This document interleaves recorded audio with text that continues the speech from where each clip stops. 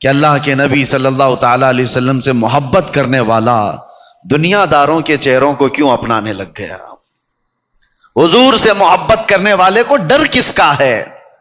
کس کا ڈر ہے؟ دنیا کا ڈر ہے کہ تمہیں دنیا تانا دے گی، یہ کیسے چہرے ہیں؟ مجھے بات یاد آتی ہے، مولانا علی برادران دو لوگ تھے آزادی کے موقع پر، محمد علی جوہر اور شوکت علی۔ ناگپور میں گیا تھا، ایک بہت بڑے مفتی ہیں، انہوں نے مجھ سے کہا تھا کہ آزادی کے موقع پر یہ دونوں مولانا لوگوں نے ایک بڑی بات کہی تھی۔ کہا کیا؟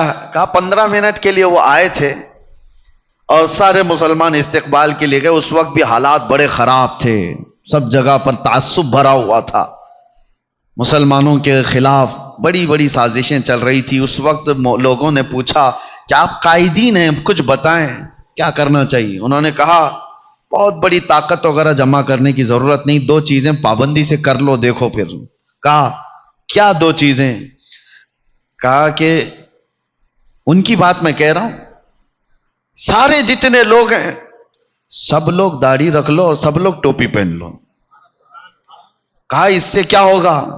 کہا تمہیں پتہ نہیں، اللہ نے اسلامی شکل میں وہ رعب عطا فرمایا ہے، وہ رعب عطا فرمایا۔ تم ہو کروڑوں کی تعداد میں لیکن دکھتے کہیں نہیں، تم کامن بن کر کے جی رہے ہو، سیکولر بن کر کے جی رہے ہو، اپنے دین کو چھپا کر جی رہے ہو۔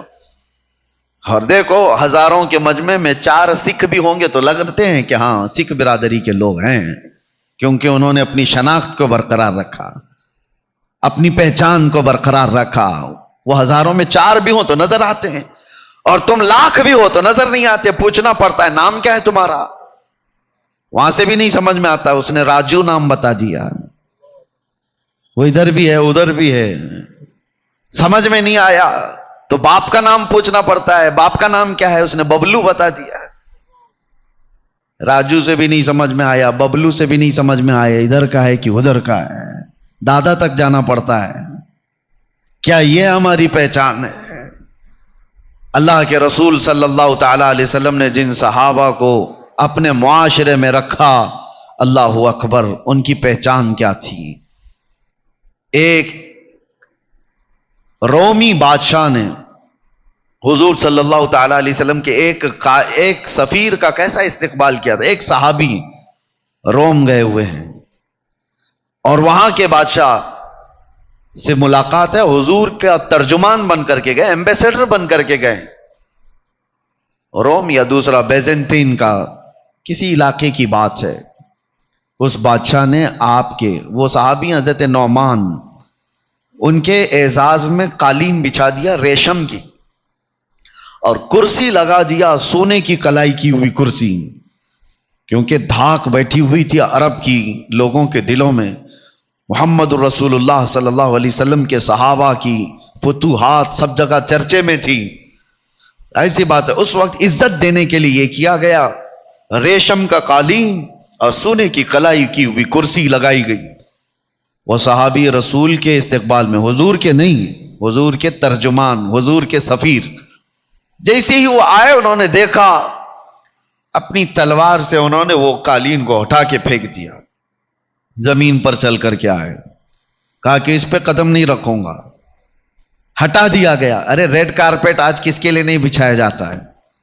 اس زمانے میں ریشم کا قالین کا مطلب ہوتا ہے سب سے مہنگی قالین ان کے لیے بچھائی گئی۔ پھر جب سونے کی کرسی پر بیٹھنے کا وقت آیا تو انہوں نے اس کو بھی دھکا دے کر گرایا، عام سادہ کرسی منگوائی، اس پہ بیٹھے۔ تو وہ وقت کا جو بادشاہ تھا اس نے کہا کہ اتنا غرور ہے آپ لوگوں کے اندر، اتنا ایٹیٹیوڈ، ہماری دی ہوئی چیزوں کا استعمال نہ کرنا، یہ کیا ہے؟ حضرت نعمان نے کہا ایٹیٹیوڈ، غرور، تکبر نہیں ہے، بات در حقیقت یہ ہے کہ میرے نبی صلی اللہ علیہ وسلم نے مرد کو ریشم کا استعمال حرام فرمایا، اور گولڈ کا، سونے کا استعمال میرے نبی نے مردوں کے لیے حرام فرمایا ہے، اس لیے میں نے تمہارے ریشم کا بھی استعمال نہیں کیا، تمہارے سونے کا بھی استعمال نہیں کیا۔ کہنے والوں نے کہا وہ عرب کے رسول ہیں، آپ کہاں آئے؟ وہ یورپ میں آئے ہو، وہ عرب میں بیٹھے ہوئے مدینے میں ہیں اور تم یہاں پر ہو۔ اس صحابی نے کیا خوب جواب دیا تھا، انہوں نے کہا ہمارا دین وہ نہیں ہے کہ بازاروں میں الگ اور مسجدوں میں الگ. ہم مدینے میں بھی محمد کے غلام ہیں, یورپ میں بھی محمد کے غلام ہیں صلی اللہ علیہ وسلم. جس علاقے میں ہیں ہم اسلام کا اظہار کرتے ہیں. یہ پاسداری تھی, یہ احترام تھا دین کا, وہ لوگ کامیاب تھے. یہاں پر لوگ ہم سے یہ بھی کہتے ہیں حضرت جہاں جیسے جائیں ویسی بات کرنا چاہیے. ہاں, جس پارٹی میں جائے ویسا لہجہ اختیار کرنا چاہیے. دیکھو سب کا ماحول وہی ہے, سب کا ماحول وہی بنتا چلا گیا. ان سے جب بات کرتے ہیں تو سیکولر بات کرنا چاہیے. ادھر آئیں تو ایسا لگتا ہے اس سے کٹر کوئی ہے ہی نہیں, منافقت ہے. دین اسلام تمہیں لہجے کے استعمال کا طریقہ تو بتاتا ہے لیکن منافقت نہیں سکھاتا, منافقت نہیں سکھاتا. اللہ نے تمہیں اس روئے زمین پر چنا ہے تو پیوریٹی کے ساتھ جیو. جو شناخت میرے نبی نے تمہیں دیا اس سے بہتر آئیڈینٹیٹی کوئی ہو ہی نہیں سکتی, کوئی نہیں ہو سکتی. سرکار مفتی اعظم ہند رحمت اللہ تعالی علیہ کے زمانے میں ایک وقت ایسا آیا کہ آپ سنت طریقے سے کھانا کھا رہے تھے تو آپ کے مرید اور خلیفہ نے کہا کہ حضور زمانہ بہت ترقی کر چکا, آپ چاقو چمچ سے کھانے کا وقت آ گیا ہے. کانٹے اور چمچ سے لوگ کھاتے ہیں, اس طرح سے کھانے کا طریقہ آ گیا ہے, تو کیا ہم اپنے آپ کو بدل نہیں سکتے؟ وہ متقی پرہیزگار لوگوں کا حال یہ تھا, انہوں نے کہا کہ ہر زمانہ میرے رسول کا ہے, حضور کا طریقہ پرانا ہو ہی نہیں سکتا.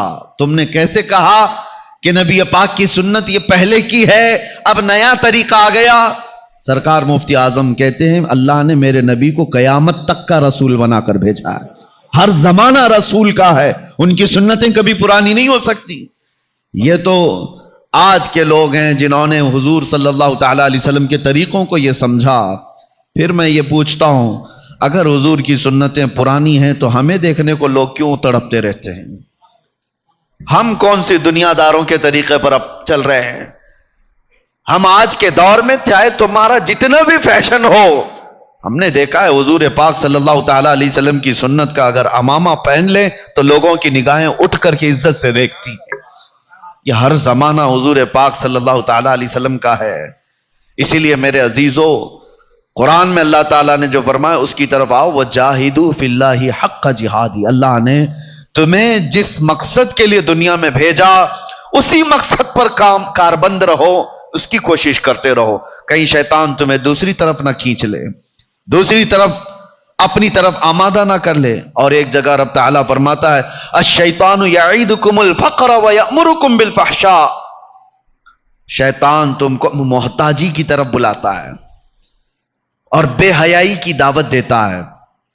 آج کا دور وہی ہے. میں اکثر اپنی تقریروں میں ایک بات یہ کہہ رہا ہوں, آج دنیا کے کالے کرتوت جو ایپسٹین فائل میں کھلے جا رہے ہیں, دنیا دیکھ کر تماشا کر رہی ہے. سارے لوگوں کی نظریں ہیں یہ کیا ہے ایپسٹین فائل؟ امریکہ کے کسی بیچ کے اندر ہونے والے نہایت ہی کالے کرتوت کے اوراق کو لے جا رہے ہیں, اور اس میں چھوٹے لوگ نہیں بہت بڑے بڑے لوگ ہیں. اور ہر دن لوگ ایکسائٹڈ ہے, انتظار کر رہے ہیں کہ اب کس کا آئے گا, کون سے پرائم منسٹر کا کچا چٹا کھلنے والا ہے, کون سے پریزیڈنٹ کا. یہ سب ایک حمام میں ننگے ہیں اور ان کی فائلیں کھولی جا رہی ہیں. یہ بلیم نہیں ہے, الزامات نہیں ہے, ریئلٹی ہے جو لوگوں کے سامنے دکھائی جا رہی ہے. یہ سب اپنی جگہ پر. لوگ آج چرچا کر رہے ہیں کہ دیکھو اس ملک کا بادشاہ بھی اس میں ہے ایپسٹین فائل میں. ارے ہمارے ملک کا کھلونا بھی اس کے اندر ہے. سب لوگ ہیں اور سب اس کو مذاق میں لیتے جا رہے ہیں. اور کبھی یہ نہیں سوچ رہا کوئی بندہ کہ اتنے پاورفل لوگوں کے کالے کرتوت آخر کھول کون رہا ہے؟ کون ہے وہ جو ان سے بھی زیادہ طاقت والا ہے؟ ایک بات میں آپ کو بتاؤں, یہ وہ طاقتیں ہیں جن کے ہاتھ میں ڈپارٹمنٹ کے محکمے سے لے کر کے جوڈیشری تک کے گلے ہاتھ میں موجود ہیں. وہ جیسے چاہیں اپنے احکام نافذ کر جاتے ہیں. تو دیکھا آپ نے، ارے پورے کے پورے الیکشن کھا جائیں، ویسے لوگ، طاقتور لوگ اپنے گندے اور کالے کرتوت کو آخر کیوں کھول رہے ہیں، اور کھولنے کیسے دے رہے ہیں؟ ان کے پاس تو طاقت ہے، ان کے پاس تو پاور ہے، جو بھی ان کے کالے کرتوت کھولے گا اس کو تو یہ پکڑ لیں گے، گلا دبا دیں گے، ختم کر ڈالیں گے۔ لیکن ایک بات میں آپ کو بتاؤں، یہ کوئی اور نہیں کھول رہا، یہ خود وہی لوگ کھول رہے ہیں۔ ہاں، کوئی اور طاقت نہیں ہے۔ امریکہ کا صدر جو اتنا پاورفل مانا جاتا ہو، پوری دنیا میں اس کی طاقت کے چرچے ہوتے ہوں، اس کے سامنے کسی چیز کو روکنے کی ہر چیزیں موجود ہیں۔ پیٹروٹ میزائل کا بادشاہ، پورے نیوکلیئر کا بادشاہ، جس ملک کو چاہے آنکھ دکھائے، جس ملک کو چاہے تباہ و برباد کر ڈالے، کوئی روکنے والا نہیں۔ بڑی بڑی طاقتیں اس کا ہاتھ پکڑنے کی تیار نہیں۔ وہ اپنے گندے کرتوت کو روک کیسے نہیں سکتا؟ روکے گا کیوں نہیں؟ اس کے پاس ساری طاقتیں موجود ہیں۔ لیکن ایک بات کی طرف میں آپ کو اشارہ کر رہا ہوں، یہ فائلیں کوئی اور نہیں کھول رہا، وہ کالے کرتوت کرنے والے یہ سارے طاقتور خود ہی کھولے جا رہے ہیں۔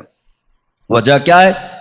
یہ پورا نظام دجالی نظام ہے، شیطانی نظام ہے۔ یہ مائنڈ پروگرامنگ کی جا رہی ہے کہ بڑے بڑے لوگوں کے زنا کے کالے کرتوت دیکھ کر عام آدمی پھر یہ سوچنے لگ جائے کہ بڑے بڑے لوگ جب 12 سال کی بچیوں سے بلاತ್کار کر سکتے ہیں تو ہم کیوں نہیں کر سکتے؟ دھیرے دھیرے یہ دماغ بنایا جائے، دھیرے دھیرے عام لوگوں کے درمیان زنا کو عام کر دیا جائے۔ اور مجھے وہ بات یاد آتی، اللہ کے رسول صلی اللہ علیہ وسلم نے ارشاد فرمایا، قیامت کے قریب تم دیکھو گے زنا کو اتنا عام کر دیا جائے گا جیسے کتے اور گدھے راستوں پر جوڑا کھاتے ہیں۔